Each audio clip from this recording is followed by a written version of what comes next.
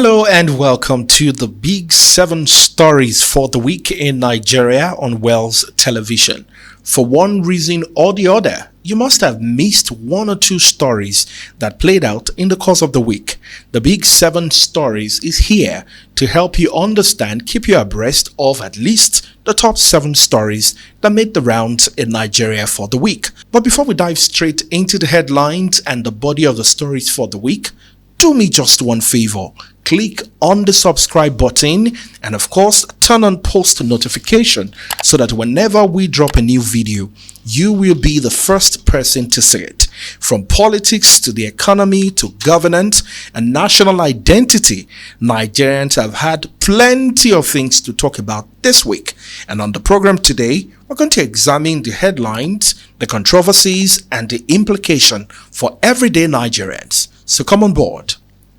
The relationship between Nigeria and South Africa is once again facing serious tension following renewed reports of xenophobic attacks and hostilities against Nigerians living in South Africa. Video eyewitnesses reports and growing fear among Nigerians abroad have sparked outrage back home, reopening painful conversations that Africa has struggled with for many years. The issue then gained even more attention after Senator Adams Oshiomhole spoke passionately on the floor of the Nigerian Senate, demanding a stronger response from the federal government. For many Nigerians, this is not just another diplomatic agreement. It's all about human lives. It's all about dignity. And it's all about whether Africa unity truly exists beyond speeches or even political summits. Over the years, Nigerians in South Africa have reportedly faced accusation of, taking jobs, increasing crime, or dominating local businesses. These tensions have occasionally exploded into the violence that we have today, with shops being attacked and properties destroyed and innocent people forced to flee for safety. But recent protests and anti-foreigner demonstration in some parts of South Africa have once again created fear among African migrants, including Nigerians. Reports indicate that over 130 Nigerians have reportedly or already requested voluntary repatriation back home due to their safety. Now, speaking during the Senate deliberation, Adams Oshiomhole expressed frustration over what he described as repeated attacks on the Nigerians with strong consequences, and according to him, he said, and I quote, "If you hit me, I will hit you too," end of quote. The former Edo State governor argued that Nigeria must stop appearing weak whenever Nigerians are attacked abroad. Oshiomhole went further by suggesting that Nigeria should consider economic retaliation against major South African businesses operating in Nigeria, which includes companies like MTN, DSTV, and Stanbic IBTC. His argument was simple: if Nigerians are unsafe in South Africa, then Nigeria must use its economic influence to send a strong signal to South Africa. Let's take a look at this video.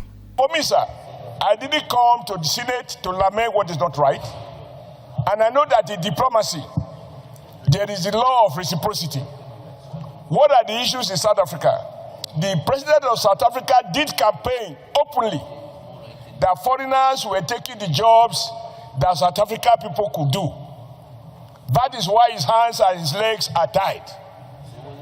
What is my response? These Nigerians who are in South Africa, they are not there on holiday. They are there to work and to earn. And which kind of job are they doing? There are two categories. Many are traders. Others are doing maybe some high-skilled jobs. So my view is that it is time to reciprocate. This Senate should adopt a position that MTN, a South African company that is cutting away millions of dollars from Nigeria every day, that Nigeria nationalize it and withdraw its license so that Nigeria company can take over the MTN business and recruit more people.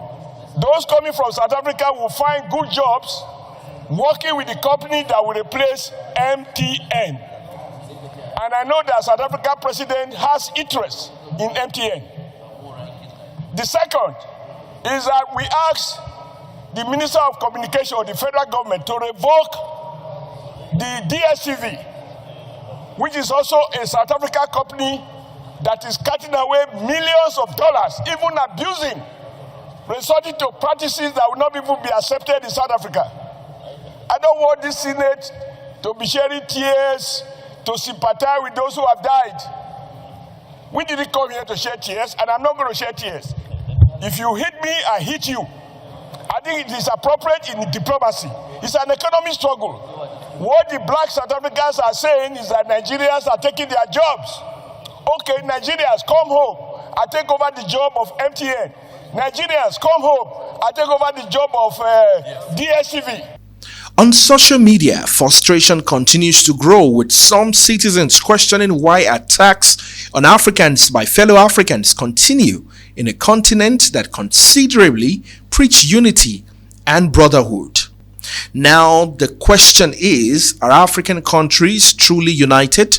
Does Pan-Africanism only exist in speeches? Should Nigerians respond aggressively whenever its citizens are attacked abroad? Or should both countries invest more in people-to-people engagement, education, and cultural understanding? Let's see where this will lead us. Moving on to number 2, let's talk about the power situation in Nigeria. This week in Nigeria, the electricity sector experienced a new change. Nigeria's electricity crisis, remember, remains one of the country's biggest and most frustrating challenges. From homes to businesses, millions of people continue to struggle daily with unstable power supply, rising electricity tariffs that you may be experiencing, the growing cost of survival without reliable power. Now, attention has shifted to the newly appointed Minister of Power, Joseph Tegbe, as Nigerians demand not speeches but measurable results. Across social media and public discussions, many citizens are already making one thing clear. This administration, this new leadership, must be held accountable for whatever happens to the power sector moving forward. And despite billions spent on reforms, generation projects, privatization effort, many Nigerians still experience constant blackouts. You're probably in one at the moment. Frequent national grid collapses, estimated billing complaints, high electricity tariffs, and so many more. Now, with Joseph Tegbe stepping into office as the Minister of Power, expectations are already extremely high. Moving on to number 3 on the Big 7 stories, Workers' Day celebration across Nigeria this year were overshadowed by the growing economic hardship and frustration among its citizens. Despite conversation around the new minimum wage, many Nigerians say salaries can no longer match the rising cost of living. From their transportation to food prices to rent and electricity costs, millions of Nigerians continue to struggle with daily survival. Workers and labor unions used this year's May Day celebration to once again call for stronger economic policies and better welfare for the citizens. Many Nigerians say the real challenge is no longer just unemployment, but being employed and still unable to live comfortably. Now, the major question remains: how long can Nigerians continue to cope under these economic pressures?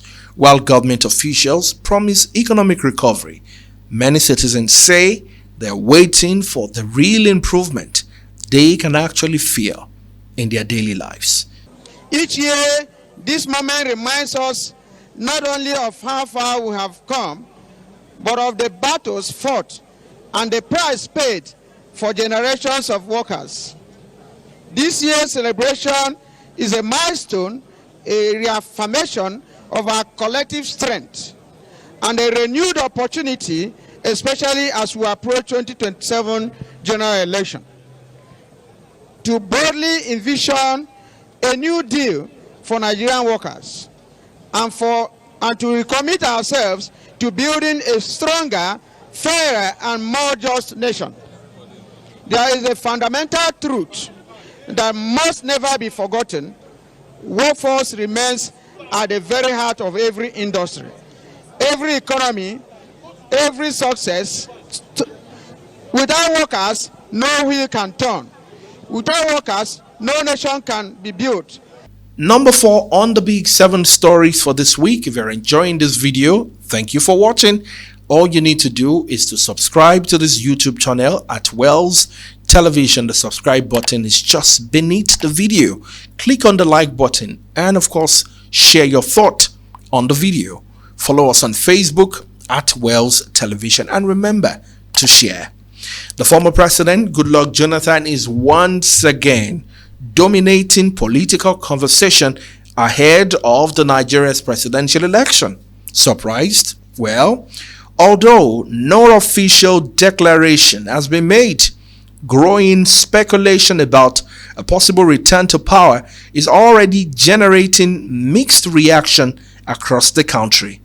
Supporters of the former president argued that his administration represented a calmer political period in Nigeria's history. Many also point to his 2015 concession after losing to the former president Muhammadu Buhari, describing it as a major moment of democratic maturity in Africa. They argued that Nigeria should focus on a fresh political idea and younger leadership rather than returning to the former president in some quarters. The ongoing conversation now raises a major national question. Should former leaders return to power, or should Nigeria focus on developing fresh leadership or alternative for a new generation? Take a look at this video. My children, my brothers, and my sisters, first and foremost, let me welcome you to my office in Abuja here, and thank you for showing interest in your country. If you have no interest in the country, you will not bother to be here. So I can say that you are showing signs of being patriotic Nigerians. And I will encourage you to continue to be patriotic to the country. It's only patriotic citizens that build their nations. Unpatriotic citizens will destroy their nation, take the money to anywhere to enjoy their life. So you must be patriotic. And things are very, very clear. The key thing we need in this country is peace. So as young people, because most of you here, more than 80% of you are very young people. I don't even know how old some of you were when I was the president. But the key thing is peace in this country, and you will continue to advocate for that. And you continue to advocate for peaceful and credible elections in the country. Because if we don't have peaceful and credible elections, most good citizens will not want to bother to get involved in politics. And as youth, we will continue to advocate for that.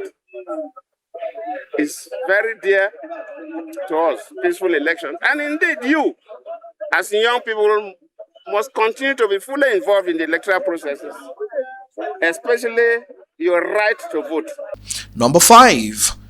Political activities ahead of the 2027 election appear to be gradually gaining momentum after the Vice President Kashim Shettima was seen submitting President Bola Tinubu's form alongside several governors. The development has already sparked nationwide political reactions and interpretation in different quarters, offline and online. Supporters within the ruling party described the event as a strong show of loyalty and unity, and even the confidence in the leadership of the president. And for the presence of the governors at the event, that has sparked another kind of conversation, as analysts and different analysts across board have described that as a sign of sycophancy, hypocrisy, and the highest form of high service, as the governors really have no business to be at the submission of a nomination form. During that event, the Vice President Kashim Shettima also assured supporters, stating that Nigeria is working, a comment aimed at reinforcing confidence in the administration's directive. However, Critics argued that political activities may be starting too early at a time when many Nigerians are still grappling with economic hardship, insecurity, and the rising cost of living. Number 6 on the big 7 stories for the week. A major shakeup has hit the Oyo State chapter of the People's Democratic Party (PDP) as several key figures announced their resignation ahead of the 2027 election. The development is linked to ongoing internal crisis within the party structure, not just in the nation, but also in the state, which a lot of fingers are pointing at the current governor of Oyo State, Engineer Seyi Makinde. Those who resigned include prominent lawmakers and political office holders such as Abbas Adigun, Fatai Owosheni, who, of course, before resignation, was the security advisor to the governor of the state, Adebayo Adepoju, a member of the House of Representatives, Stanley Olajide, a member of the House of Representatives also, Shina Oyedeji, a federal lawmaker, and even the chairman of a prominent local government, one of the largest local governments in Oyo State, Akim Olatunji of Oluyole local government in Oyo State. They cited internal leadership crisis, national party disagreement, and uncertainty ahead of the 2027 election as a key reason for their exit. And finally, for this week on the big 7 stories, the show is not complete if this story is not mentioned. Number 7, a light but heated online debate has followed recent comments from the CEO of MoneyPoint about Nigerian talent, work culture, and productivity. The remark has quickly gone viral, generating mixed reaction across social media. In the video statement, MoneyPoint CEO Tosin Eniolorunda shared his thought on workplace culture and what it takes to build strong teams and businesses in Nigeria. Let's look at Tosin's video. You know, it hits me to the bone when Auntie Kemi also mentioned that even Alhaji Dangote was saying that Nigeria, we have, if you go to MoneyPoint career websites, which you can go and apply if you want to, we have probably maybe 500 vacancies or so. And we are struggling to find people to fill those roles. We did not make an attempt to start hiring from Nigeria. As a matter of fact, in 2024, we made a decision that we will no longer hire from any other place than Nigeria. And we chopped the cane in 2025. We chopped the cane in 2025. Not only could we not find people at the quality and the quantity we needed them, the few people that we found were not up to the global standards of quality that we needed. And we're competing globally. You're not competing with just local players. You people know my biggest competition. You know where they are from. They are from China. I'm competing globally. I need to make sure that I have world-class people working on the organization. And here I am, looking for Nigerians that cannot meet the requirements that we need to meet to be able to compete and build world-class products. I blame quite a bit of things. I blame our education system. I used to feel like Nigerians are really, really bright. And I am honestly beginning to feel like we need to do something to prevent the general IQ of this country from going lower. And while some viewers argued with part of his message and on discipline and professionalism, others felt the comments were too broad and did not reflect the realities among many young Nigerians. Alright, as expected, social media reactions have been split. Some users says the conversation is a necessary reminder about improving the work ethic and productivity in the workplace. Now to the bigger picture. The discussion has now widened into familiar national topics. Number 1, Nigerian talent and innovation. 2, brain drain and migration of skilled workers. Workplace culture in startups and corporate spaces, and the pressure facing a lot of young people.